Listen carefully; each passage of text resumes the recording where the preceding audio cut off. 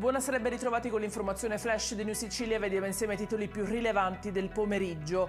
Si terranno domani alle 16:30 nella Basilica Cattedrale di Sant'Agata a Catania i funerali di Santo Re, il trentenne pasticcere del Bar 40 ucciso a coltellate lo scorso 30 maggio sul lungomare di Ognina.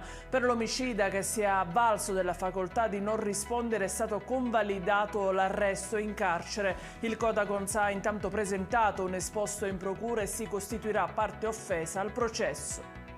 A Pachino si indaga invece sulle dinamiche di un incidente sul lavoro che ha causato il decesso di Carmelo Magistro, 48 anni, originario di Biancavilla.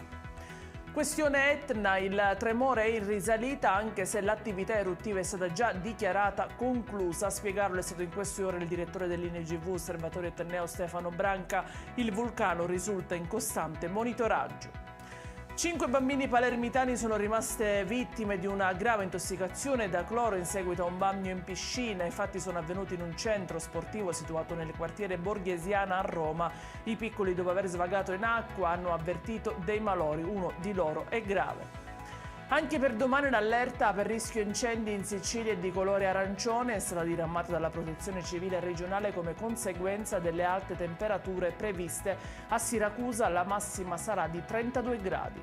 Ed è tutto per questa edizione. Io vi ricordo come sempre che i dettagli su queste notizie e molte altre li trovate sul nostro sito e sui nostri canali social. Grazie per averci seguito e a domani.